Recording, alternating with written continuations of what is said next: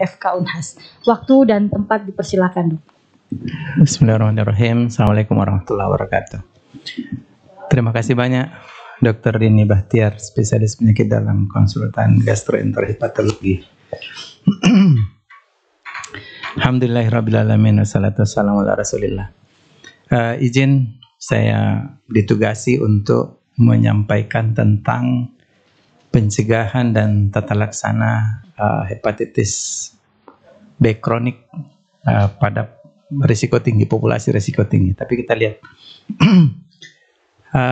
ini tadi dokter ini sudah sampaikan, ini rangkaian dari Hari Hepatitis Sedunia, bringing hepatitis care closer to you. Ya.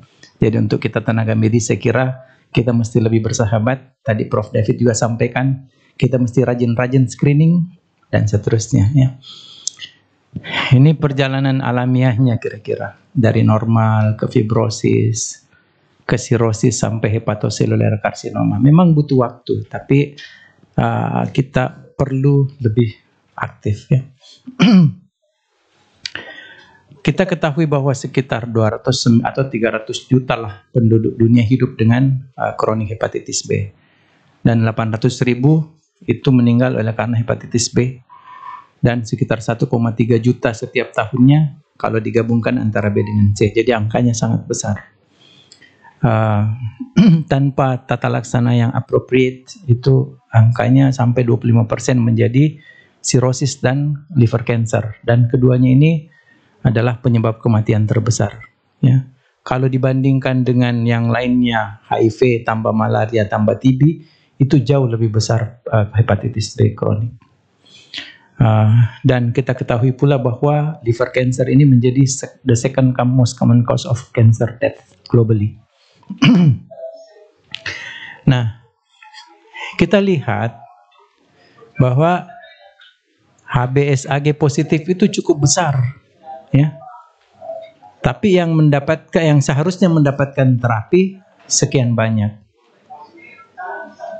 Yang terdiagnosis lebih sedikit lagi.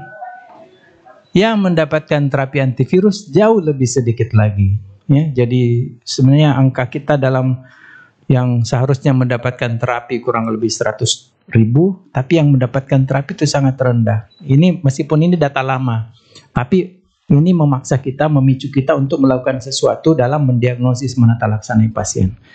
Saya mengambil dari apa yang kita butuhkan sebenarnya untuk mengoptimasi, memaksimalkan tata laksana kita, ya. Dan ini diambil dari ini Asian Consensus Recommendation on Optimizing, bagaimana mengoptimalkan, ya, tata laksana kita. Sekarang indikasinya apa sebenarnya? Pada pasien sirotik, begitu terdeteksi ada B atau decompensated tanpa perlu HBV-DNA, itu harus langsung diterapi, ya. Yang non sirotik mungkin kita melihat dua hal, HBV-DNA dengan kadar SGPT. Kalau Eropa lebih strict 2000 HBV-DNA-nya, dengan SGPT lebih dari 1 kali, 30 untuk laki-laki. Ini tergantung laboratoriumnya masing-masing. Kemudian atau ALT-nya rendah sebenarnya, kurang dari 1 kali normal, tapi hati-hati, usianya lebih dari 40 tahun, ada riwayat keluarga ibu bapak HCC, dengan derajat fibrosis lebih dari F2 atau derajat yang aktif itu A2. Nah, meskipun klinisi harus berhati-hati dalam menyingkirkan kemungkinan lain selain dari penyebab hepatitis itu sendiri. Ya. Seperti tadi MAFLD, Metabolic Associated Fatty Liver Disease, atau alkoholik atau drug induced, harus berhati-hati. Yang lain adalah kapan kita memutuskan terapi dengan modalitas non-invasif, apalagi sekarang modalitas non-invasif sudah ada di mana-mana, ya. Elastografi misalnya lebih dari 8, kemudian APRI lebih dari 1,5, FIB4 lebih dari 3,25. Ini menjadi parameter non-invasif dalam memberikan kita modal untuk memutuskan tata laksana atau tidak. Cuman hati-hati saja, seperti fibroscan tidak boleh dilakukan apabila SGPT-nya lebih dari 5 kali batas atas normal. Ya, itu tidak. Tapi kalau dia menetap persisten normal ALT, meskipun normal, itu harus dilakukan fibroscan secara berulang untuk melihat derajat fibrosisnya hingga kurang lebih 3 tahun. Tapi kalau ada yang lain mungkin perlu dilakukan biopsi. Jadi dari non-invasif ke invasif itu kita lakukan. Ini yang dimaksudkan. Hati-hati dengan kelompok yang low inflamasi. Ada beberapa kelompok ya, yang low inflamasi, low viral load. Ini yang disebut dengan persistently normal ALT ya. Dan kalau misalnya dia memiliki first degree familial history hepatocellular carcinoma atau cirrhosis, maka dia mesti diterapi ya. Atau ada manifestasi ekstrahepatik atau umurnya lebih dari 40 tahun. Jadi kelompok-kelompok ini punya risiko menjadi hepatocellular carcinoma.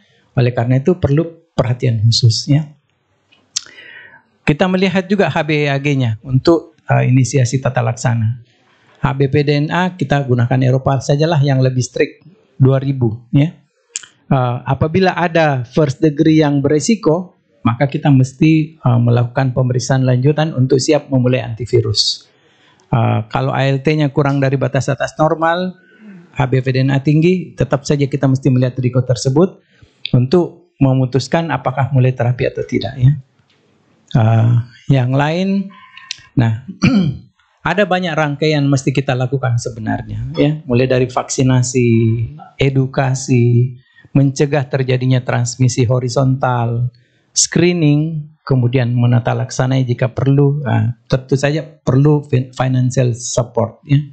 Dan kita butuh novel terapi yang betul-betul bisa cure, menata laksanai secara tuntas masalah ini.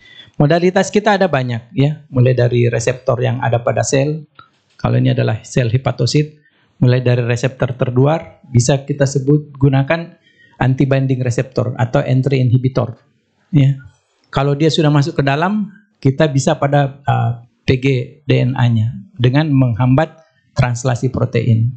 Yang lain bisa juga dengan menghambat transkripsi dari hepatitis B itu sendiri atau menghambat pelepasan dari HbA1c keluar. Ya.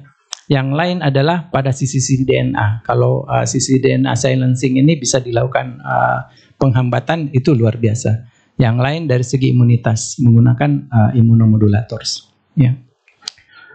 Nah, kita lihat pada mereka yang kelompok yang ini kan usaha pencegahan, yang belum terinfeksi vaksinlah. Ya. Makanya hidupkan vaksin.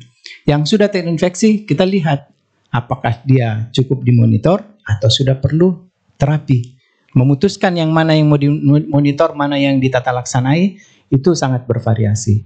Yang jelas pemahaman kita tentang hepatitis B ini, virusnya, apakah dia aktif replikasi, banyak virusnya atau sedikit, ini sangat penting untuk mencegah terjadinya perluasannya.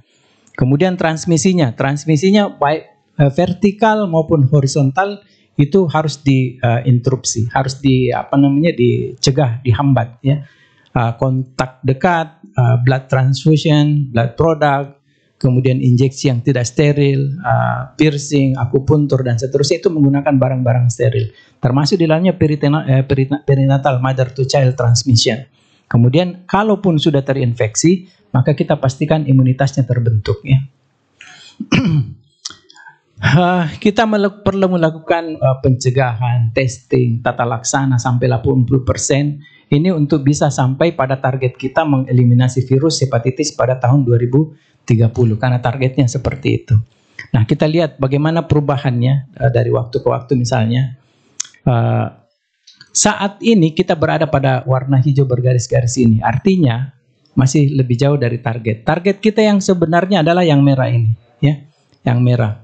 Bagaimana supaya yang terinfeksi baru itu serendah mungkin. Caranya bagaimana? Kita mengkombinasi vaksin, ya, terutama penggunaan pada birth dose vaccination, kemudian pada peripartum antiviral terapi untuk mencegah penularan dari ibu ke anak, kemudian menata laksanai yang sudah sakit dan mencegah terjadinya memastikan dia mengalami kesembuhan. Itu target kita dan target itu masih jauh lebih belum tercapai lah, masih jauh. Ini beberapa negara dengan beberapa pencapaian yang diharapkan sebenarnya. Di sini tidak masuk Indonesia.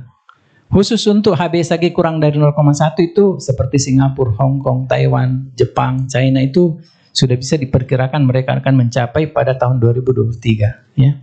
Bahkan mampu mendiagnosis sampai 90% itu Taiwan dan Korea. Tapi kalau dilihat mereduksi mortalitasnya semuanya belum bisa. Mungkin diperkirakan tahun 2050 baru kemudian bisa ya. Grafik ini menunjukkan bahwa kita perlu lebih ekstra usaha lah untuk seperti itu. Nah, semua guideline yang ada untuk tata laksana itu fokus pada ketiga hal ini. Bagaimana kalau misalnya HbVDNA-nya berapa, tapi kalau kita lihat Eropa, ISL itu 2000. AASLD kalau E positif 20.000, begitu pula dengan Asia Pasifik ya. SKPT lebih dari 2 kali, sedangkan kalau Eropa lebih dari 1 kali. Cuman hati-hati ini faktor-faktor risiko. Eropa lebih agresif 30 tahun. Kalau kita Amerika 40 tahun, Asia Pasifik 35 tahun ya. Mereka sudah lebih ekstra dalam mengejar, mencari tahu, mendiagnosis dan menataalaksanai pasien dengan hepatitis B. Apalagi kalau sudah sirosis, ini harus hati-hati. Begitu sedikit saya terdeteksi HbVDNA, ini pada compensated ya, itu langsung terapi. Tapi kalau pada decompensated, tanpa HbVDNA pun sudah bisa ditata laksana. Kita lebih agresif. Meskipun ini yang dimaksudkan, antara satu guideline dengan guideline yang lain itu memang berbeda-beda ya. Kalau tadi Prof. David mengatakan orang Eropa itu sangat takut dengan hepatitis B sehingga angkanya lebih rendah. Nah, bila mana kita memulai terapi apabila dia berada pada hepatitis kronik. Kalau infeksi kronik belum ditata laksanai. Tapi kalau sudah jadi hepatitis kronis itu ditata laksanai. Bagaimana mengetahui dia hepatitis kronis? Lihat SKPT-nya naik ke atas. Ini artinya inflamasi terjadi. Ini artinya inflamasi terjadi. Dan inflamasi ini akan menginduksi kepada sirosis. Risiko sirosis ada, bahkan risiko karsinoma ada.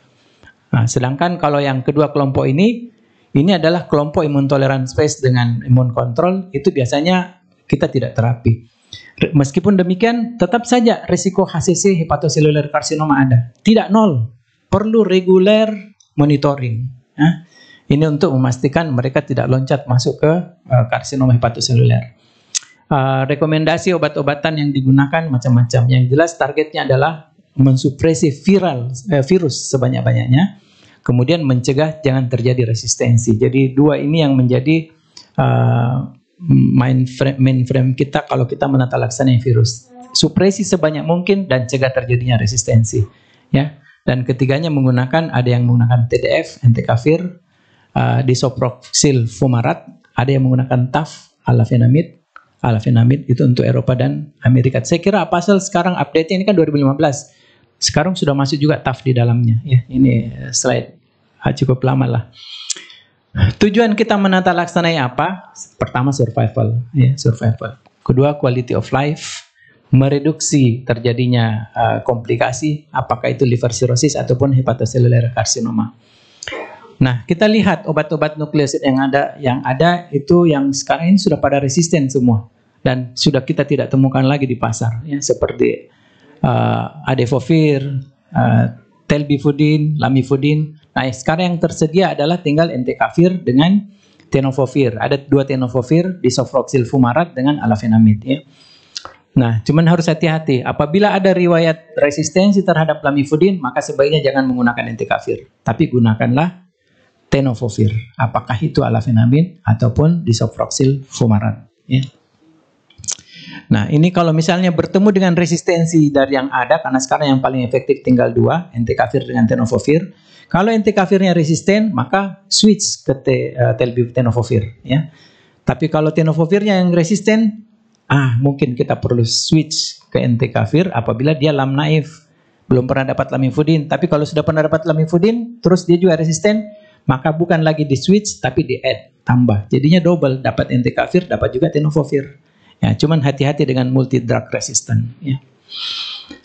TAF, ini saya kira special caution ini yang dimaksudkan adalah untuk mother to child transmission, ibu ke anak, karena salah satu jalur penularan yang paling mengkhawatirkan saat ini adalah dari ibu ke anak. Makanya program ini dihidupkan dengan sangat baik. Kita lihat ini penelitian, tapi kita fokus ke TAF sajalah, TAF terapi, alafenamid. Memberikan terapi TAF pada trimester kedua untuk ibu hamil yang terinfeksi hepatitis, bukan kronik, itu ternyata memberikan efek supresi pada ibunya cukup besar, ya, sehingga 82% lah, ya.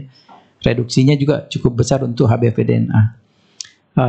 Dan ini apabila misalnya virus di dalam darah ibu sudah turun, begitu melahirkan darahnya tidak lagi mengandung virus atau sangat kecil, sehingga resiko terpapar ke bayinya menjadi lebih kecil. Bayinya bisa terbebas dari penularan. Nah, kalau kita lihat dari segi bayinya, kita lihat pada saat lahir itu ternyata ada HbSAg kurang lebih 9%. Tetapi setelah di follow up, karena setelah lahir ini kan selain ibunya mendapatkan antivirus, juga begitu bayinya lahir diberikan imunoglobulin, ya. Maka setelah dilihat pada pekan ke-28-48 ternyata angka itu menjadi 0/48, tidak lagi ditemukan. Artinya apa? Tata laksana kita pada ibu hamil kemudian pada bayinya itu bisa dengan sangat baik mencegah terjadinya hepatitis B pada anak nantinya. Jadi pemberian TAF misalnya pada ibu hamil itu aman, bukan hanya pada ibunya tapi juga pada anaknya, dan itu mereduksi mother to child transmission itu hingga 0%, ya, dengan tata laksana seperti ini. Tapi ini memberikan pada trimester kedua. Paling lambat sebenarnya di akhir trimester kedua, ya. Ini juga kurang lebih sama, karena yang banyak penelitian sebelumnya adalah tenofovir disoproxil, tapi setelah dibandingkan dengan alafenamid, ternyata dia bilang comparable, ya, artinya bersainglah dengan produk sebelumnya. Saya kira saya sampai pada kesimpulan akhir bahwa nukleosid analog itu sebagai first line treatment. Tapi sekali lagi, mulai dari screening, treatment, dan seterusnya itu sangat penting. Mulai dari vaksinasi, bahkan edukasi juga sangat penting. Dan salah satu sponsor kita kali ini adalah alafenamid. Itu ternyata efektif dan aman untuk bahkan bukan hanya pada ibu hamil, tapi bahkan pada bayinya sekalipun. Saya kira demikian, dokter ini dan teman sejawat semuanya. Assalamualaikum warahmatullahi wabarakatuh. Waalaikumsalam warahmatullahi wabarakatuh.